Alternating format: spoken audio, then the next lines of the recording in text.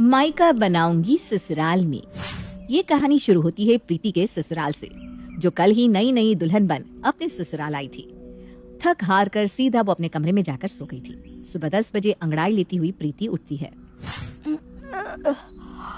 काफी अच्छी नींद आई। ये बुक्कू कहाँ चला गया? इस लड़की को भी ना चैन नहीं है बिल्कुल। अपने कमरे से शॉर्ट्स पहनी प्रीति बालों को क्लच करती हुई बाहर आती है। अग भाई, बहू तो बहुत ही मॉडर्न लाई लिए तुम भाभी। ओह माय मम्मी, आप उठ गए? हमारे घर पर सब 7 बजे तक उठ जाते हैं। तुम उठने में जरा और देर लगाती तो मुझे डॉक्टर को बुलाना पड़ जाता। तैयार होकर ही बाहर आ जाती भाभी आप। अब आपकी शादी हो गई है, अपने मायके में नहीं है आप। इससे पहले कि शोभा और कुछ कहती, प्रीति सीधा उसे झप्पी पा लेती है और उसकी गोद में बैठ जाती है। पता है मम्मी कल क्या हुआ? अरे बस बहू, बहुत हुआ, चुप हो जा। राहुल, बहू को कमरे में ले जा। लगता है इसकी थकावट अभी तक उतरी नहीं है। कल की आई नई बहू को इस तरह बर्ताव करता देख सभी के होश उड़ जाते हैं। राहुल प्रीति को कमरे में ले जाता है और 12 बजे तक तैयार होकर प्रीति बाहर आती है। ओहो, कैसे हो प्यारे पापा जी? चाय शाय चल रही है क्या? 2 घंटे पहले ही तो इनसे मिलकर गई है ना। अरे पर तब मैंने पापा जी को हाई तो बोला ही नहीं था मम्मी जी। वैसे पापा जी सच कहूँ तो शादी के असली मजे तो आपने लिए कल। मैं तो काम में उलझा पड़ा था बहू, सही से अपने दोस्तों से मिल भी नहीं पाया। तो कल मैंने किसी आपके दोस्तों के साथ टिकाती हुए देख लिया था। अरे ये तो मरवाएगी। अब राहुल की मम्मी, मैं दुकान चलता हूँ। पापा जी क्यों घबरा गए? खैर चाय पीने की ना बड़ी इच्छा हो रही है। अभी लेके आती है दीदी। अरे नहीं नहीं, आप रहने दीजिए। बुग्गू जाना, चाय लगाना। ये हमारे घर पर बुग्गू कौन आ गया? बेबी ये तुम क्या कह रही हो? क्या बेबी, तू जानता ना मुझे तेरे हाथ की चाय ही पसंद है, लगाना। जीजू आप भी मेरी पार्टी के लगते हैं, 2 चाय लगवा लूं क्या? 1 नंबर पीस लाए हो साले साहब। बहू, तेरी पहली रसोई की रस्म होनी बाकी है। अब तो शाम होने को आ गई, कल कर लेते हैं रस्म। मैं अपने कुछ रिश्तेदारों को भी बुला लूंगी। इसके लिए आपको मुझसे पूछने की क्या जरूरत है मम्मी? बिल्कुल बुलाइए, करती हूँ ना मैं पहली रसोई की रस्म। पर हाँ मम्मी जी, प्रोग्राम ना थोड़ा सा लेट रखिएगा क्योंकि 10:30 के पहले तो फिर आग ही नहीं खुलेगी। अगली सुबह अपनी बहू की पहली रसोई के लिए शोभा अपनी सहेलियों को बुला लेती है। एक अच्छी बहू की तरह प्रीति वहाँ सभी के सामने आ जाती है। अरे पापा जी नहीं दिख रहे, मैं उनको फोन करती हूँ। सुषमा आंटी आई है, बेचारे पापा ये मौका मिस ना कर दे। 1 नंबर प्रीति। कभी कभी मुंह बंद रखना भी अच्छा होता है बहू। जा अब रस्म की तैयारी कर। सब रेडी है मम्मी। है? तूने कब सारी तैयारियां कर ली? अरे तू तो छुपी रस्तम निकली। मुझे तो लगा था कब तेरी नींद खुलेगी, कब सारी तैयारी होगी। प्रीति चलती हुई रसोई तक जाती है और रसोई के अंदर पहुंचकर चूल्हे पर माथा टेक कर वापस आ जाती है। हो गई रस्म पूरी मम्मी जी। ये कौन सी रस्म करके आई है तो रसोई के अंदर जाकर बहू? जैसे घर की दहलीज पार करने से गृह प्रवेश हो जाता है, वैसे ही रसोई में जाने से पहली रसोई। बाप रे, शोभा धन्य है भाई। तो पहली रसोई में 1 वक्त का खाना बनाया जाता है। जा मेहमानों के लिए कुछ बनाकर ला बहू। खाना बनाओ और मैं? कसम से बहुत अच्छा मजाक करती है मम्मी जी। खाना तो मुझे बनाना आता ही नहीं। खाना बनाना ना पड़े इसीलिए तो मैंने शादी की थी। पिछले कुछ दिनों से ना मेरी मम्मी मुझे खाना बनाने को कहने लगी थी, पर मुझसे ना ये काम वाम नहीं होता भाई। पर देखिए, अगर आपको अपनी फ्रेंड्स को खाना खिलाना है ना तो आप बना लीजिए, मुझे कोई प्रॉब्लम नहीं है, सच में कसम से। ये कहकर अपने कानों में ईयरपॉड्स लगाकर प्रीति अपने कमरे में चली जाती है। नई बहू के लक्षण मुझे तो ठीक नहीं लग रहे शोभा। तू मॉडर्न है, इसका मतलब ये नहीं कि तेरी बहू 10 बजे उठेगी, कोई काम नहीं करेगी। तू बहू लाई है या बोझ? प्रीति को एहसास नहीं था कि उसकी शादी हो चुकी थी। वो तो जैसे अपने मायके में रहती थी वैसे ही अपने ससुराल में रह रही थी, खाने के टेबल पर। ये कैसा खाना बनाया मम्मी जी आपने? मुझे ये नहीं खाना, मुझे पास्ता बनाकर दीजिए। मम्मी से ये कैसे बात कर रही हो तुम प्रीति?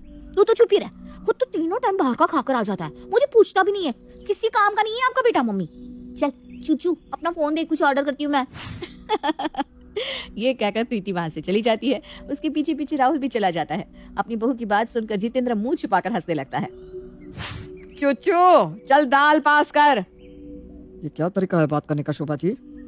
अभी इसी तरह आपकी बहू आपके बेटे से बात कर रही थी और तब तो आप बड़ा मुस्कुरा रहे थे। अगर बहू इसी तरह बचपना करती रहेगी तो बहुत दिक्कत हो जाएगी। अपने घर के हॉल में पैर पर पैर चढ़ाकर पॉपकॉर्न खाती हुई प्रीति वेब सीरीज देख रही थी कि तभी शोभा उसके बगल में आकर बैठ जाती है। आइए ना मम्मी जी, 1 नंबर की वेब सीरीज है। सास मेरी निठल्ली, ससुर कहे उसे मुटली। ये सब बाद में बहू, मुझे तुझसे बहुत जरूरी बात करनी है। देख, मुझे कोई दिक्कत नहीं है तो कुछ भी पहने या देर से उठे, पर जीवन में इंसान का कोई लक्ष्य होना चाहिए। तुझे घर का काम नहीं आता, समझ में आया, मत कर, पर कुछ तो कर।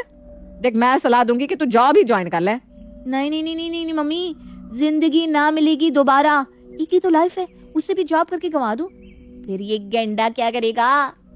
देख बहू, तुझे अपने कमरे में अपने पति को जो बोलना है बोल, पर हम सबके सामने उसे यूं चूचू गेंडा मत बोला कर। पर आप सब तो हमारे अपने हैं ना मम्मी जी। वैसे हमारे शहर से 20 किलोमीटर दूर एक वाटर पार्क खुला है, तो मैंने उसमें जाने के लिए ना 6 टिकट्स ले ली है। पानी में ना बहुत मजे करेंगे मम्मी जी आज, ब्लू है पानी पानी। शोभा कितनी भी प्यार से अपनी बहू को समझाने की कोशिश कर रही थी, पर प्रीति को तो कुछ सुनना ही नहीं था।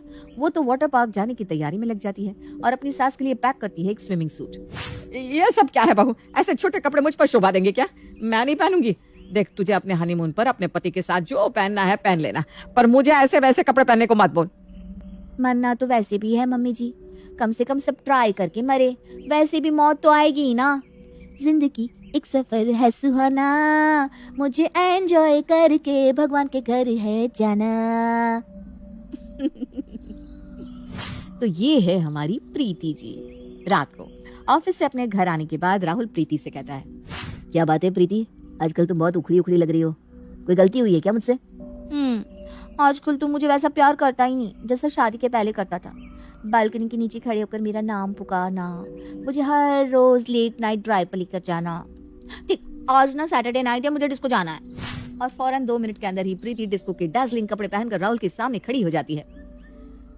इसी मंडे को शादी हुई है हमारी, अभी 5 दिन भी नहीं हुए और 5 दिन में ऑलरेडी शादी में इतना खर्चा हो चुका है। तुम्हें समझना होगा प्रीति, हमारी शादी हो गई है, अब हम गर्लफ्रेंड बॉयफ्रेंड नहीं है। मुझे ये सब नहीं पता, मैं तो बाहर गाड़ी में बैठने जा रही हूँ, तुम नहीं जाओगे तो मैं दीदी और जीजू को लेकर चली जाऊंगी। हाँ।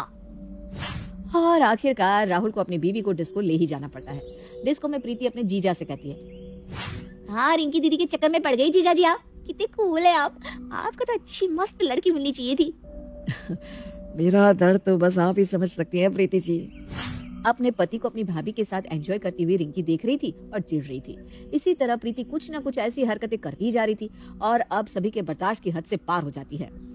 7वें दिन प्रीति अपने मुंह में ब्रश लिए बाहर हॉल में आकर बैठती है कि उसकी नजर उसके पैक किए हुए बैग्स पर पड़ती है। कौन जा रहा है? हम नहीं, तुमने कहा था ना मैं तुम्हें वो गर्लफ्रेंड बॉयफ्रेंड वाला प्यार नहीं दे पा रहा हूँ, इसलिए हम तुम्हें तुम्हारे मायके भेज रहे हैं ताकि मैं वापस वहां पर आकर तुम्हें सरप्राइज दे सकूं। ये सुनकर प्रीति तो ऐसे खुश हो जाती है मानो उसे जो चाहिए था वो मिल गया। अपना बोरिया बिस्तरा लेकर वो अपने घर पहुंच जाती है। चूचू, चाय लगाना। ये मम्मी पापा से किस तरह बात कर रही है? अरे बेटा तू तेरे साथ आफ्टर मैरिज की फोटो लेते हैं, आजा मोटी तू भी आजा। मम्मी, अब दादी को मोटी क्यों कह रही है? बुरा लगा ना, ऐसे ही तू भी अपने ससुराल वालों के साथ कर रही थी, इसीलिए उन्होंने तुझे घर से निकाल दिया है। नहीं नहीं नहीं नहीं मम्मी, वो तो राहुल मुझे सरप्राइज करना चाहते हैं। न जाने कब अकल आएगी। अरे ये उनका तरीका था तुझे अपने घर से वापस भेजने का, और जिस कारण से तुम वापस आई हो ना, अब मैं भी तुम्हें इस घर में नहीं रख पाऊंगी। मैं समझ गई मम्मी, आप मुझे क्या समझाना चाहती हैं? मैंने अपने ससुराल वालों को ऐसा अपना समझा कि अपने ससुराल को ही मायका समझ लिया। मैं वापस जा रही हूँ मम्मी, अब किसी को शिकायत का मौका नहीं दूंगी। अपनी माँ का सिखाया सबक प्रीति समझ जाती है कि वो बचपन में क्या गलती कर रही थी, और इसी समझ के साथ अब ससुराल में पहुंच जाती है प्रीति वर्जन 2।